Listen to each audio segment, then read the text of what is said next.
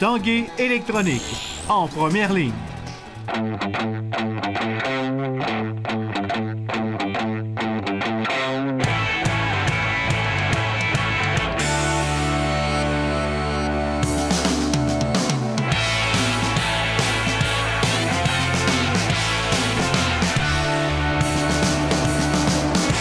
Salut, ici Jonathan Fournier et bienvenue à l'Esprit sportif. Aujourd'hui à l'émission, Françoise Abanda, David Desharnais et le tournoi de golf des anciens Nordiques de Québec. Mais tout d'abord, notre reportage sur Frédéric Allard. Il est un défenseur dominant de la LHJMQ. Il vient tout juste de terminer une saison de 65 points en 63 matchs avec les Saguenayens de Chicoutimi.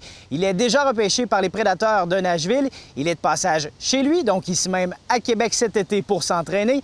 Je me suis entretenu avec lui lors de son passage à la Soirée des Étoiles au profit du Patro Laval.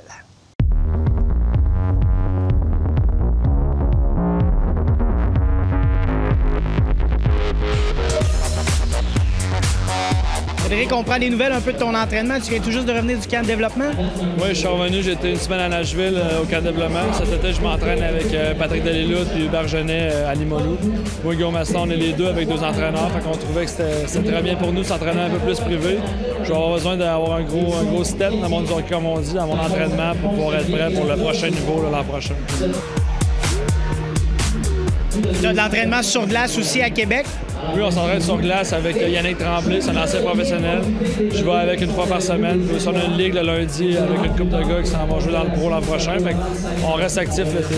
Frédéric Allard, il va puissant tir qui a raison de Julian Galloway. Le camp de développement a bien été pour toi. Quand des recrues s'en vient quand même assez rapidement?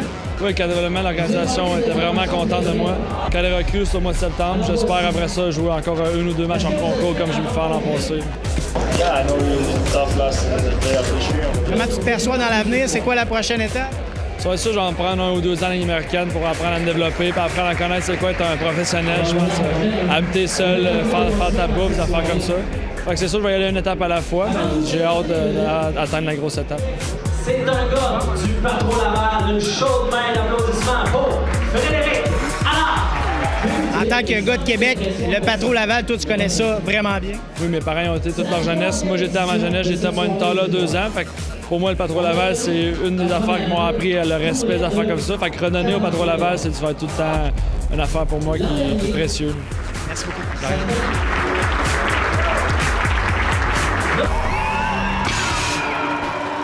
Les équipes de hockey scolaire pourront désormais participer au tournoi international de hockey Pee-Wee de Québec. Les organisateurs ont annoncé mercredi qu'un accord avait été conclu avec le RSEQ, Hockey Québec, la Ligue interscolaire du Québec et la Ligue de hockey préparatoire scolaire. Ça fait longtemps que c'est un choix qu'on avait au tournoi Pee-Wee, on ne se le cache pas, mais c'est sûr qu'avec on avait un projet pilote qu'on a fait avec l'Académie Saint-Louis il y a quelques années qui a très bien fonctionné. Bon, il y a eu des divergences au niveau de Hockey Québec et au niveau des réseaux scolaires. Maintenant, ça, c'est terminé, donc ça nous fait plaisir d'accueillir dès l'an prochain une division scolaire, parce qu'on sait que les âges ne sont pas les mêmes au niveau scolaire qu'au niveau civil. Mais il y a de plus en plus de hockey scolaire au Québec et même partout là, en Amérique du Nord. Donc, c'est une demande qui était là et on répond à la demande en créant cette division scolaire. Mais toutes les équipes scolaires en Amérique du Nord, même en Europe, vont être éligibles à venir participer au tournoi Pee-Wee. On s'attend de commencer l'année prochaine avec 8 équipes au niveau scolaire et peut-être l'augmenter un petit peu. Par ailleurs, le directeur général du tournoi Pee-Wee a confirmé que les rencontres hors concours seront désormais présentées sur la glace du nouvel amphithéâtre de Wendake, en remplacement des galeries de la capitale. On annonce, mais on peut l'annoncer là, qu'on vient de conclure une entente avec les gens de Wendake et aussi les gens, les gestionnaires de l'aréna de Wendake, le Hockey Québec Centre, pour les 3 prochaines années. Donc, toutes les parties qui étaient jouées au Galerie de la Capitale vont dorénavant être jouées à l'aréna de Wendake et ça aussi dès l'an prochain. Tatoué Rempart, c'est sous ce thème que se déroulera la prochaine saison de l'équipe québécoise de la Ligue de hockey junior majeur du Québec. L'organisation s'engage à préserver le sentiment d'appartenance envers leur équipe en positionnant les fans au cœur de toutes les actions. Joueurs, anciens joueurs, ambassadeurs et partenaires seront impliqués dans cette aventure. On essayait de trouver un mot, une campagne qui pouvait ressembler autant les joueurs que nos partisans qui sont là depuis, puis d'essayer de faire ce lien-là. Et on se disait, avec de ce qu'on peut voir des fois de notre jeunesse, etc., le mot tatoué. Et à partir de là, on a commencé à sortir le mot tatoué rempart. Puis la plupart des gens semblaient vraiment intéressés à ça. Je pense que ça a été bien perçu par les gens de hockey. Puis je pense que nos fans, on va essayer de faire la meilleure déclinaison possible pour rapprocher tout ce beau monde-là pour la prochaine saison. Et au niveau de la billetterie, de nouvelles options s'offriront aux partisans des Remparts. On essaye de plus en plus aussi d'adapter les besoins des entreprises, des familles, etc. Donc, on a fait encore certaines déclinaisons au niveau du billet de saison. Ce qu'on souhaite, c'est d'avoir le plus de monde possible dans l'amphithéâtre du centre. Et fini les entraînements au centre Vidéotron pour les Remparts, le pavillon de la jeunesse devient le centre d'entraînement de l'équipe, à l'exception des journées de match. Avec Philippe, on avait de plus en plus de difficultés des fois à lui donner ses heures d'entraînement. Des fois, on avait d'autres activités dans le centre.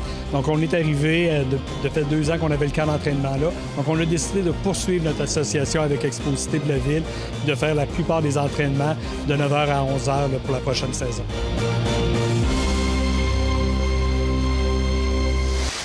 Après la pause à l'Esprit sportif, le tournoi de golf des Anciens Nordiques de Québec.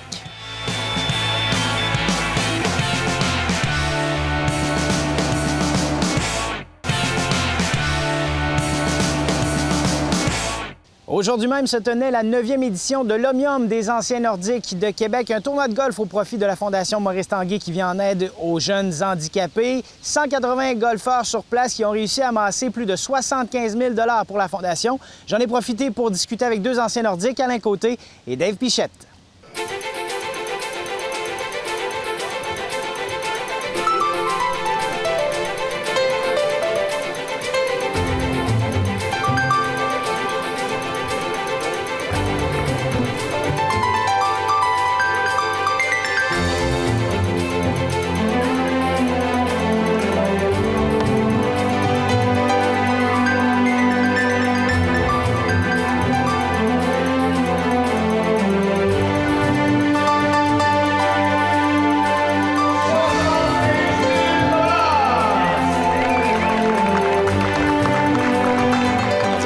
Tournoi qui est impliqué auprès de fondations pour des enfants, dont la Fondation Élan particulièrement.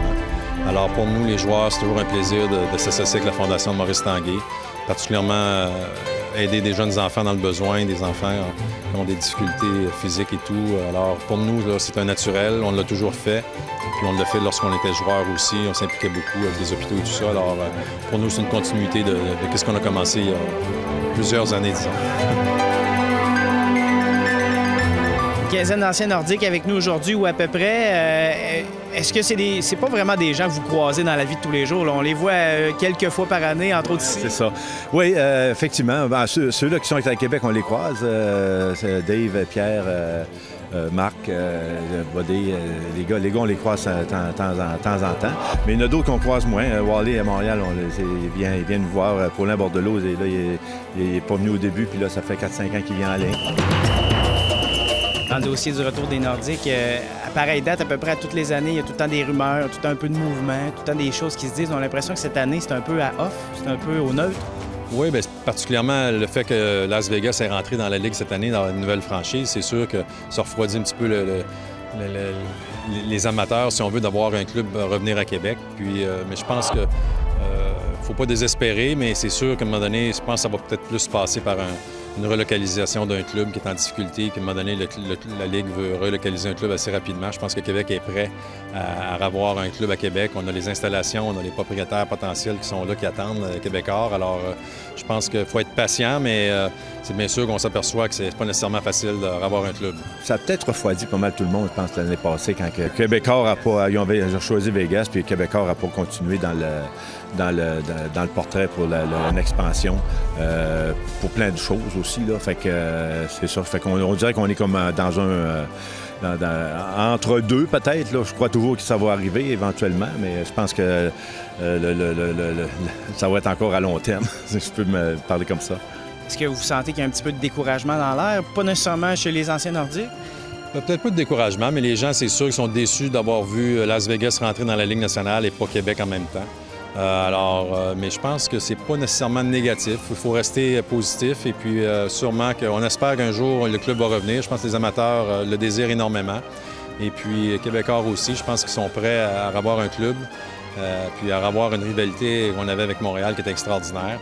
Mais je pense que ce serait bon pour la ville et toute la grande région de Québec d'avoir un club. Alors, c'est à souhaiter que ça va arriver dans un avenir pas trop loin. There is no doubt as to the passion for hockey, particularly NHL hockey in Quebec City.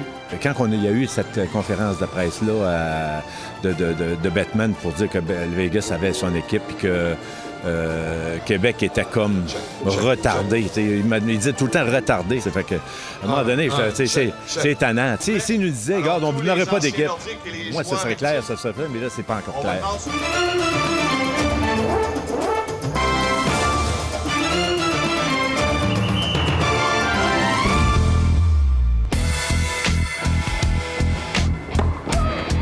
La Québécoise Françoise Abanda est éliminée au deuxième tour du tournoi de Wimbledon hier en s'inclinant devant la Lettonne Jelena Ostapenko, 13e mondiale et championne du tournoi de Roland-Garros il y a quelques semaines. Sans se laisser intimider par la nouvelle réputation de sa rivale, Abanda restait confiante mais a dû baisser pavillon au compte de 6-4, 6-7 et 3-6. Actuellement 142e mondiale, Abanda disputait son 3e tournoi du Grand Chelem, son premier à Wimbledon. Elle avait aussi atteint le deuxième tour à Roland-Garros cette saison. Au hockey, l'attaquant de Laurier Station, David Desharnais, poursuivra son aventure dans la Ligue nationale de hockey avec les Rangers de New York après une campagne difficile de son propre aveu. On l'a vu passer de moins en moins de temps sur la patinoire dans l'uniforme des Oilers. Les parties n'ont pas dévoilé les détails financiers de l'entente, mais selon diverses sources, Desharnais encaissera 1 million pour 1 an. Le joueur de centre de 30 ans aura donc une autre chance de se faire valoir avec une 3e équipe cette fois-ci, après presque 8 saisons complètes avec le Canadien et 18 matchs de saison régulière avec les Oilers d'Edmonton. Toujours au hockey, la direction du Blizzard du Séminaire Saint-François de la Ligue Midget 3A a annoncé que l'entraîneur-chef Martin Laperrière avait accepté une prolongation de contrat pour une période de 4 ans. À sa première saison avec le SSF, Martin Laperrière a remporté le championnat de saison régulière du circuit Bayard-G, le championnat des séries éliminatoires ainsi qu'une médaille d'argent au championnat canadien Midget, la Coupe TELUS. Ici Jonathan Fournier, c'est tout pour l'Esprit sportif. On se dit donc à demain. Ciao!